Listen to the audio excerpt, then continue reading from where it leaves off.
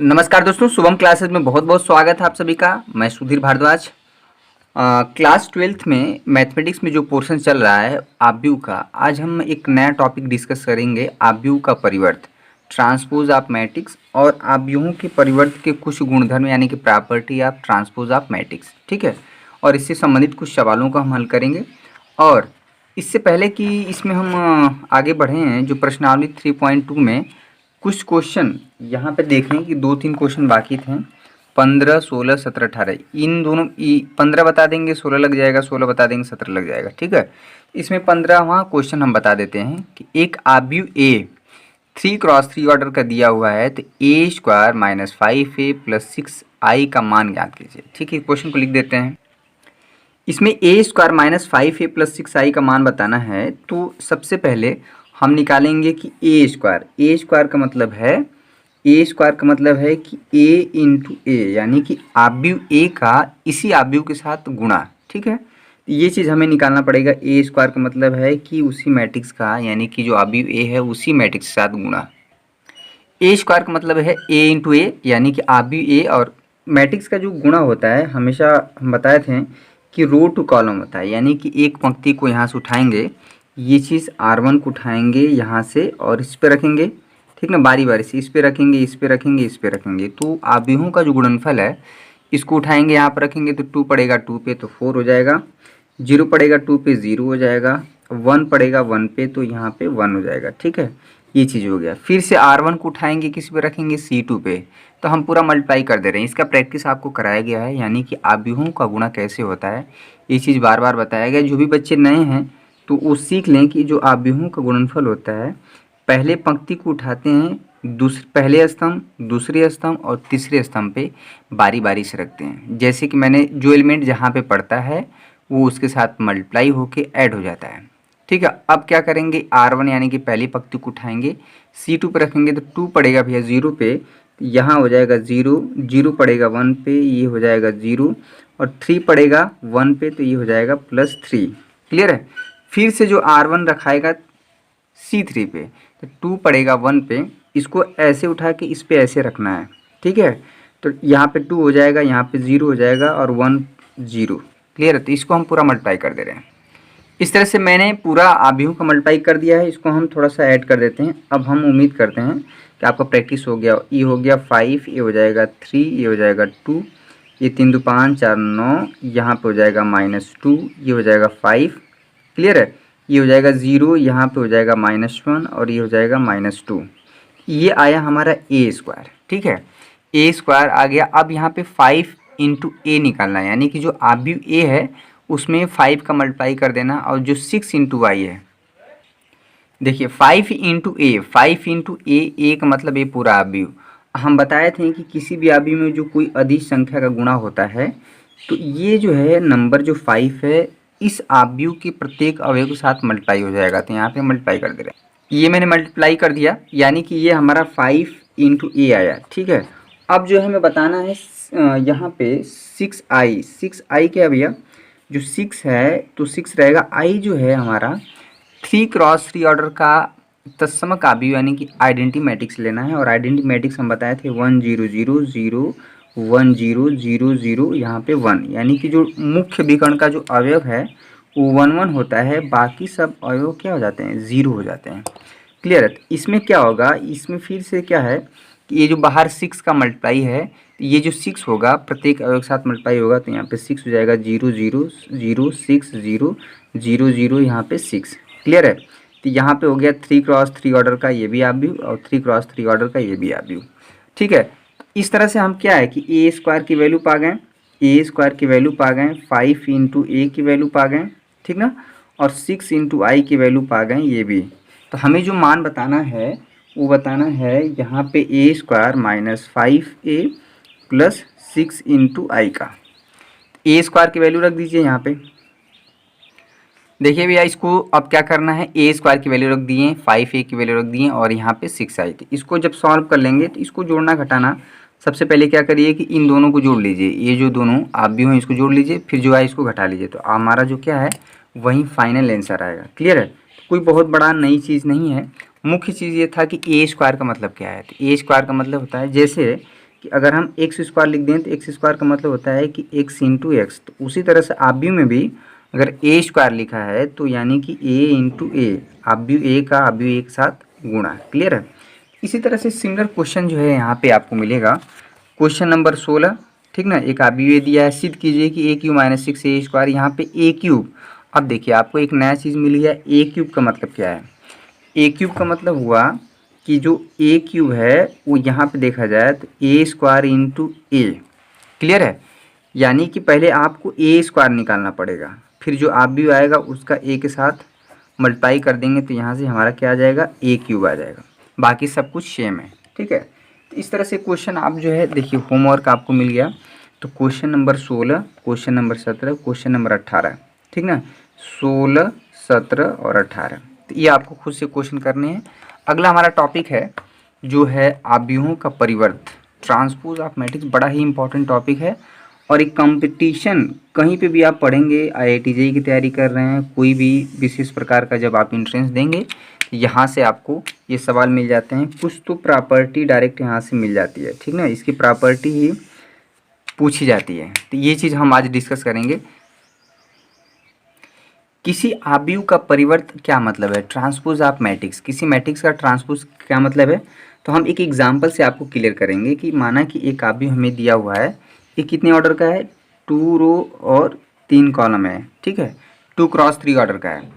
तो ट्रांसपोज का मतलब होता है कि किसी आव्यूह का इसको ए डैश या ए के पावर टी से दिखाते हैं। ठीक है, इसका मतलब होता है कि ये जो है R1 है उसको C1 पर रख देना है, यानी कि यहाँ पे रख देना है 2, 7, 5, और ये जो R2 है यानी कि दूसरा पंक्ति है उसको दूसरा कॉलम बना देना है, यानी कि 4, 0, 9। क्लियर है। तो ये हमारा निकल के आ गया। और जैसे ही किसी आव्यूह का हम ट्रांसपोज करते हैं, आव्यूह का जो ऑर्डर है एकदम तुरंत उल्टा हो जाता है। यहाँ पे आव्यूह 2 क्रॉस 3 ऑर्डर का है तो यहाँ पे जो आव्यूह हो गया 3 क्रॉस 2 ऑर्डर का हो जाएगा। क्लियर है। तो किसी भी आव्यूह का अगर हम परिवर्त निकालने के लिए कहें, ट्रांसपोज ऑफ मैट्रिक्स निकालने के लिए कहें, तो सिंपली क्या करना है, पूरे R1 को उठा के यहाँ पे हम लिख देते हैं।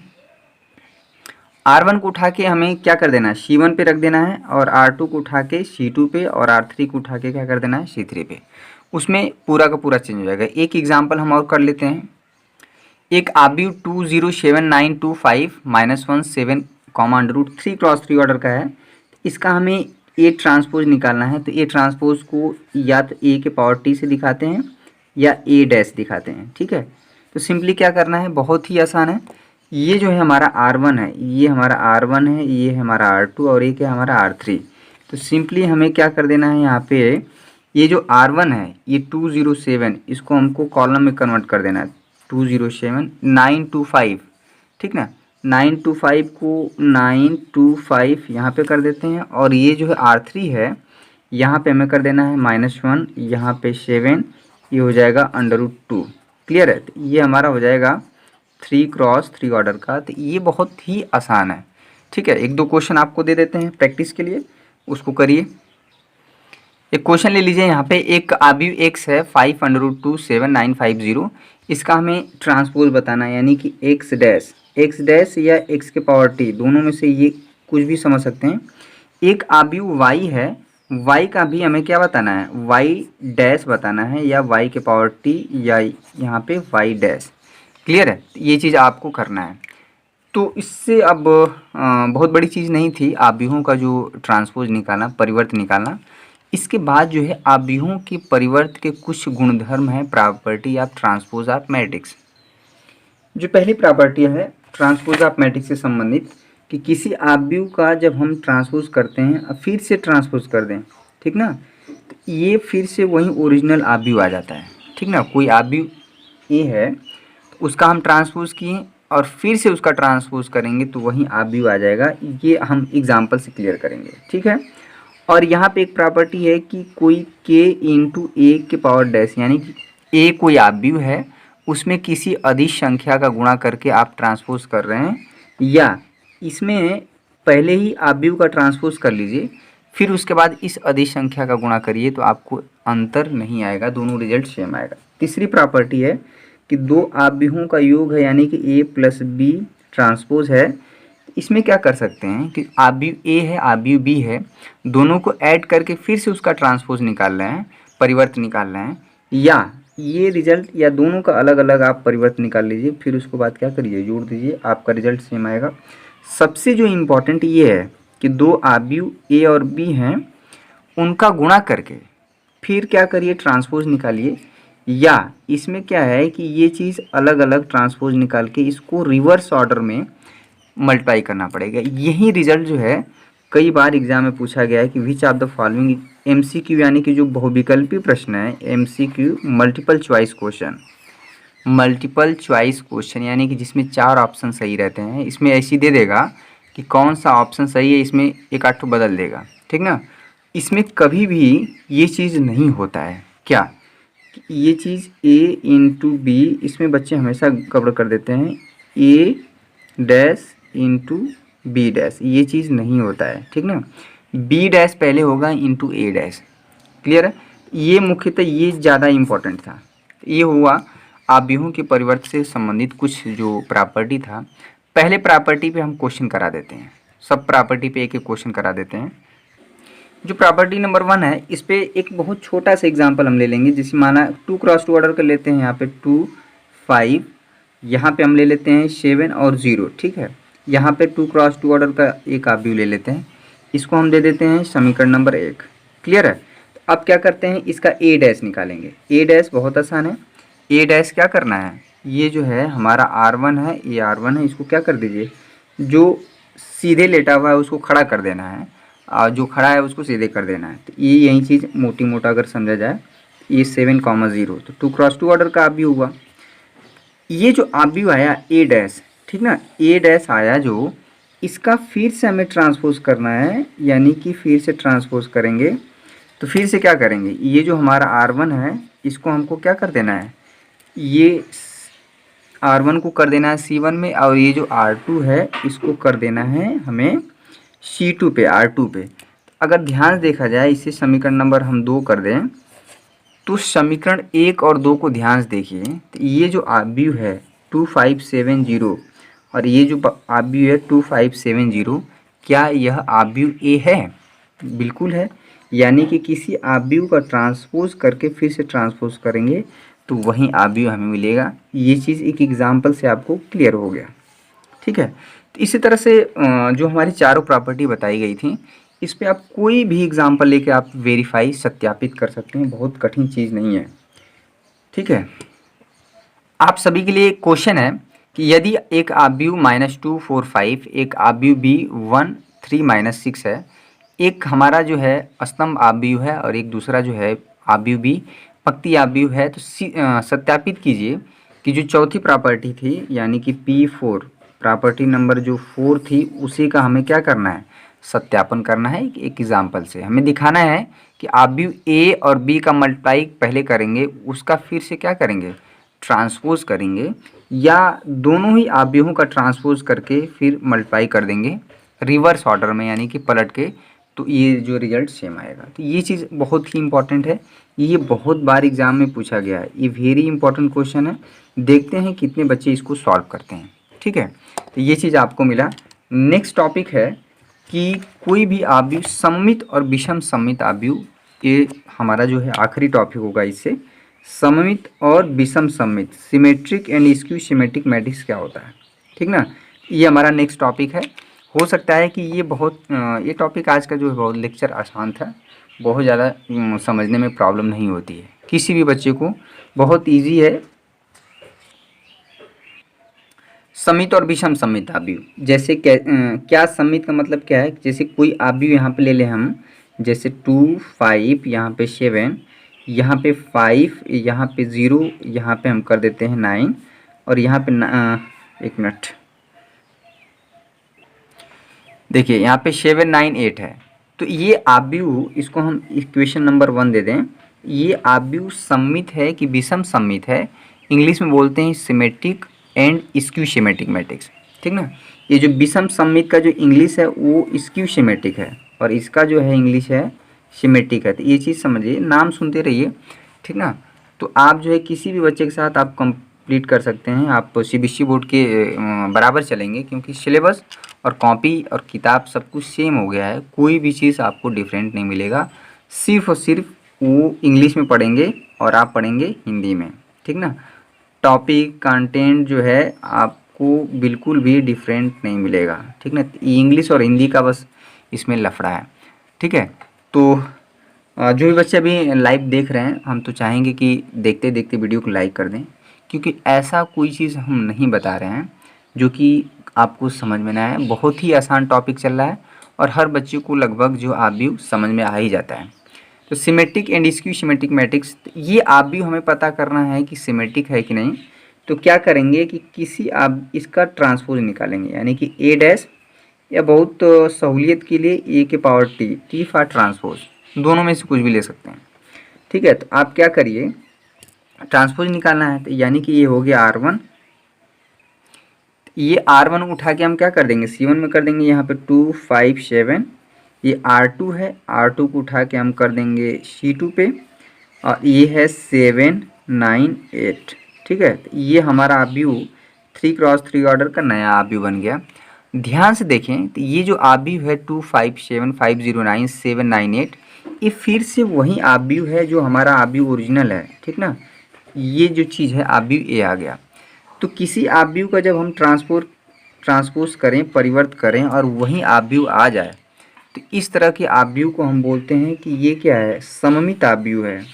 क्लियर है। तो यहाँ से एक एग्जाम्पल से हम डिफिनीशन को यहाँ पे परिभाषित कर दिए। डिफिनीशन हम कहाँ से ला दिए, एक एग्जाम्पल से।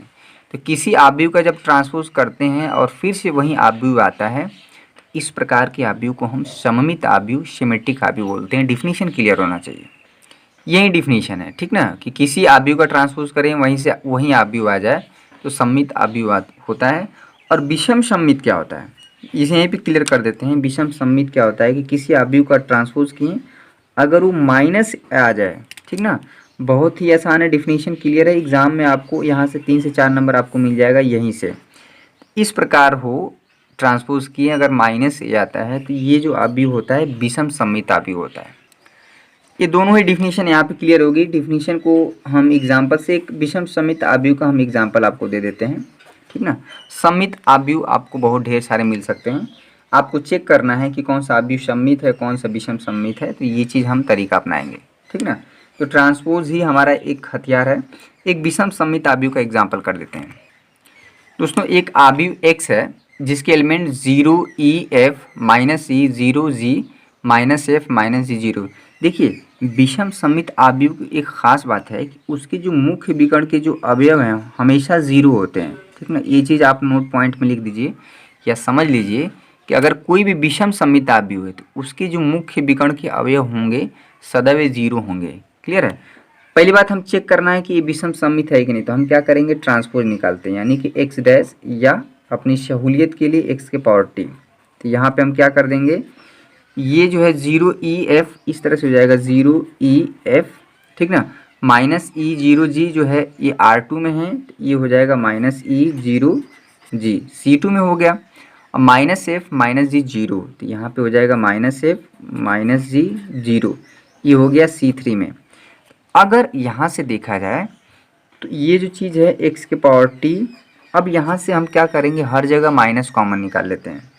माइनस कॉमन निकालेंगे तो 0 में माइनस कॉमन निकालेंगे तो वहीं 0 होगा, यहाँ पे हो जाएगा ई, यहाँ पे हो जाएगा एफ, यहाँ पे क्या हो जाएगा माइनस ई 0, जो नेगेटिव है वो पॉजिटिव हो जाएगा, जो पॉजिटिव है नेगेटिव हो जाएगा, यहाँ पे हो जाएगा माइनस एफ। क्लियर है। यहाँ पे माइनस जी और ये हो जाएगा 0। तो ध्यान से देखा जाए तो ये जो आव्यूह है ये हमारा क्या है, यही तो है ओरिजिनल, यही तो है हमारा x 0 ई एफ माइनस ई 0 जी माइनस एफ माइनस जी 0। देखिए, इस तरह से जो हमारा आव्यूह आया कि जब हम ट्रांसपोज किए x के पावर t किए, ये हमारा आया माइनस एक्स।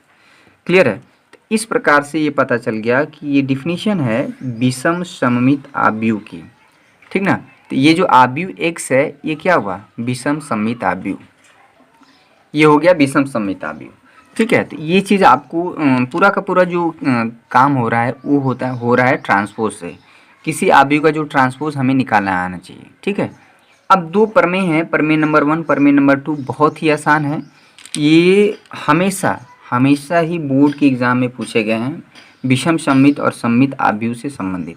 क्लियर है। तो प्रमेय नंबर 1 का स्टेटमेंट देखिए, कह रहा है कि किसी भी वास्तविक अवयवों वाले किसी वर्ग, देखिए इसमें सबसे खास बात है कि ये जो स्टेटमेंट है, ये जो प्रमेय है, ये किसी वर्ग अवयव यानी कि स्क्वायर मैट्रिक्स के लिए काम करता है। स्क्वायर मैट्रिक्स क्या है? 2x2, 3x3, 4x4, 5x5 order के लिए कोई आव्यूह ए है, तो अगर a प्लस ए डैश हम करें, यानी कि आव्यूह ए का उसके ट्रांसपोज के साथ ऐड कर दें, ये जो नया आव्यूह बनेगा ये सदैव जो है सममित आव्यूह बनेगा, ठीक ना। और उसी आव्यूह के साथ उसके ट्रांसपोज को हम घटा दें तो ये जो नया आव्यूह बनेगा एक विषम सममित आव्यूह बनेगा। ये चीज़ हम एक एग्जाम्पल से क्लियर कर देते हैं, ठीक ना। तो यही चीज़ हमारा पूरा प्रमेय का कहने का मतलब है कि कोई भी वर्ग आव्यूह है, वर्ग आव्यूह का मतलब हुआ कि कोई भी आव्यूह, यहाँ पे बात करें हम ए आई जे, या तो 2x2 ऑर्डर का, या तो यहाँ पे 3x3 ऑर्डर का, यहाँ पे मान लीजिए x है, यहाँ पे कोई 4x4 ऑर्डर के लिए, ठीक ना। ये सिर्फ और सिर्फ जो स्टेटमेंट है ये वर्ग आव्यूह के लिए है। क्लियर है। तो इसमें कह रहा है कि कोई भी आप एक आव्यूह लीजिए, फिर उसका ट्रांसपोज निकालिए और उसको ऐड कर दीजिए, उस आव्यूह को आप देखेंगे कि वो सममित आव्यूह होगा, ठीक ना। तो कभी भी आप, अगर आपको सममित आव्यूह का एग्जाम्पल ढूंढना हो, बताना हो, तो आप इधर उधर मत जाइए, कोई भी एक आव्यूह ले लीजिए। 2x2 ऑर्डर का ही ले लेते हैं, मान लीजिए ए, यहाँ पे हम ले लिए 2, 5, 7, 9, ठीक है। एक आव्यूह हम ले लिए 2x2 ऑर्डर का।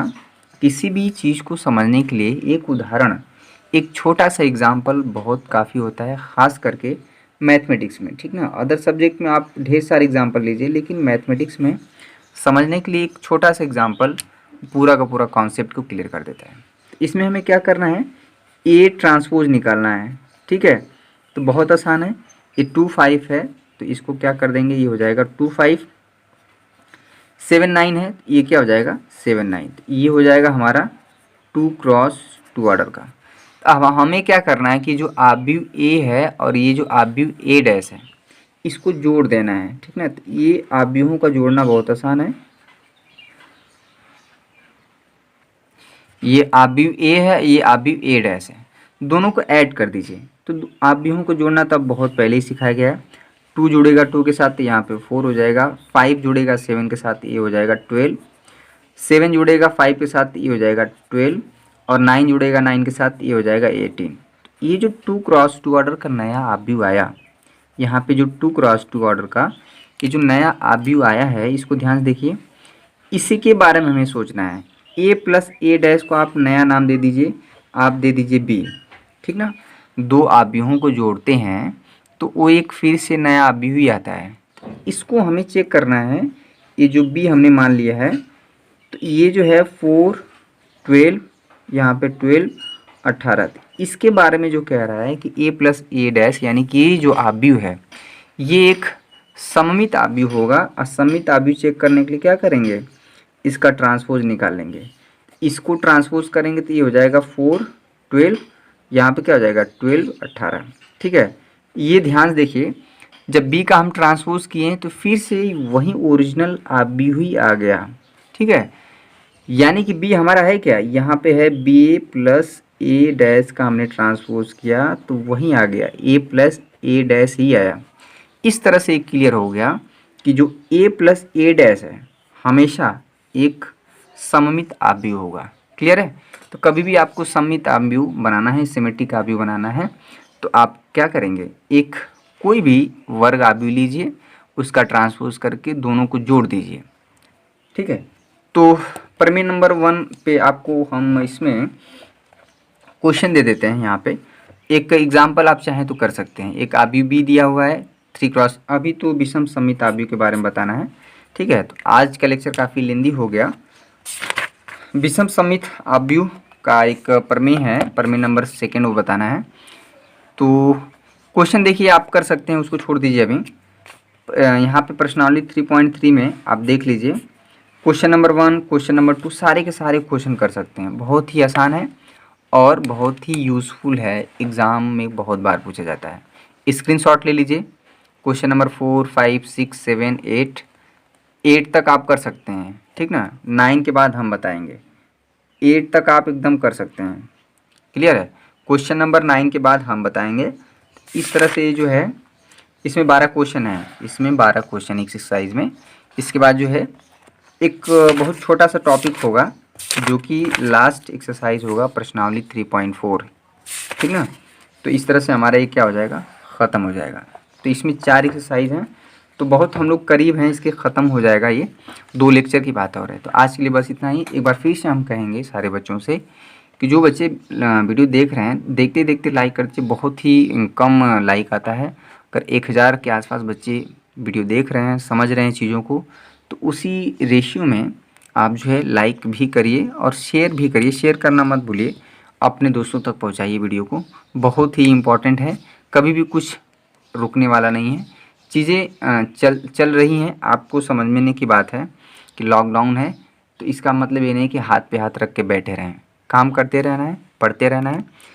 बहुत ज़्यादा हम नहीं पढ़ा रहे हैं, 20 से 25 मिनट आपका समय मांगते हैं, और साथ में जो सिलेबस भी आपका कंटिन्यू चलता रहेगा। ठीक है, तो आज के लिए बस इतना ही। बहुत बहुत धन्यवाद। आपका दिन शुभ हो।